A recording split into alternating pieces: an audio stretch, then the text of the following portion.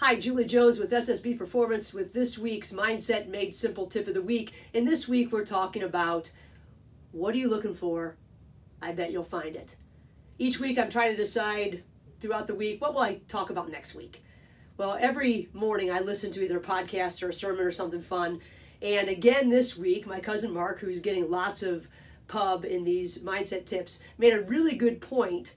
And it tied back to a story that he told a couple weeks ago that I've been sharing with some of the teams that I work with. At this week's point, talked about 3 things that keep us from sticking to our commitments. And those 3 things were problems, pressure, and people. I can't believe how many things that start with P affect our performance. You can go back and read tip number 28 to talk about PPPP, the 4 Ps of peak performance. The link is in the mindset tip that you just received. But for this week, we're going to talk about people. People make a difference on what we see, or what we find in people makes a difference on what we're looking for. Mark told a story a couple weeks ago that I've been sharing, and it talks about in old cities that were surrounded by walls. You can think of Jericho in the Bible. Well, there's a traveler and he's looking for a new place to live. He walks up to the old city and there's an old man sitting at the gate. He says to the old man, he says, "Hey, before I go into this city, can you tell me a little bit about the people that live here?" The old man says to him, "Well, what kind of people lived in the city that you just came from?"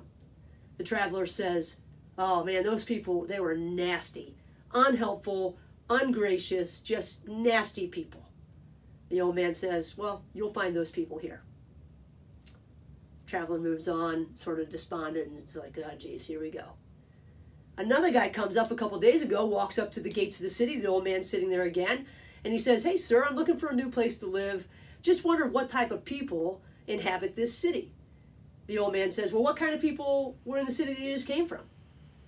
And the traveler says, "Well, they were just amazing, gracious, helpful, kind." The old man says, "You'll find those people in this city." Well, how can it be that the city has one or the other, or both? The truth of it is, every city has these people and more. It all depends on what we're looking for. Are we looking for negative people, people that aren't helpful? Are we looking for criticism? Or are we looking for amazing people who are helpful and gracious and kind? That matters from inside of us. We are equipped with a reticular activating system, or RAS, that sort of deciphers everything that's going on around us. All these bits of information are thrown, billions of them, bits of information thrown at us every single day. This RAS filters stuff out.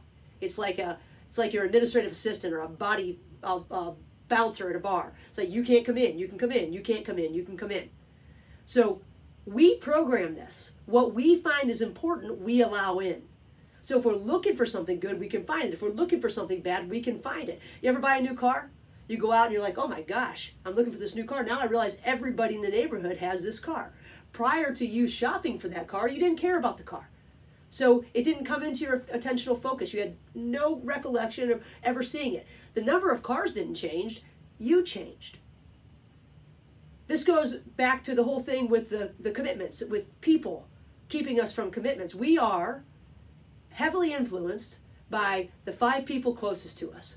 They influence our success, they influence what we think, they influence our actions. So we need to start thinking about what they're seeing too and how that affects us. You ever had a team where there was one kid or one of your teammates that really influenced other people and got them looking for what they were looking for?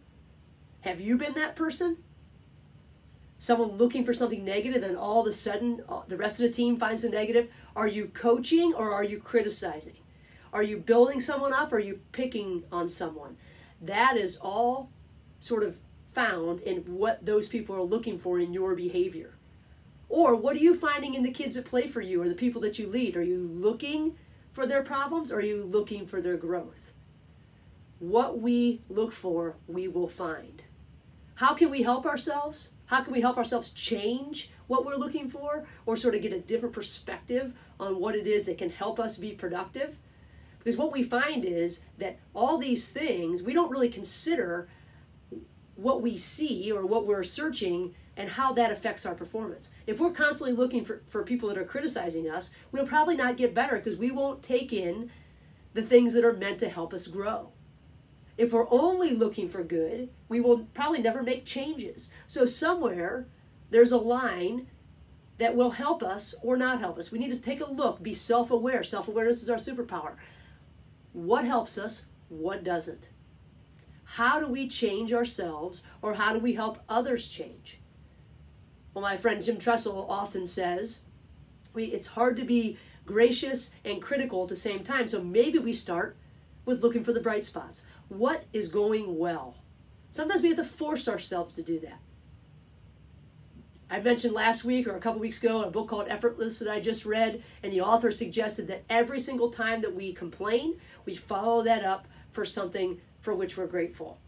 I complain, I say something that I'm grateful for. I complain, that'll do two things. Number one, it'll point out how often we complain, and I know I fall into that category. And number two, it forces us to find the good around us. I'm pretty sure that finding the good around us is going to help us perform better than looking for the negative. Peak performance is highly predicted by our positive emotion.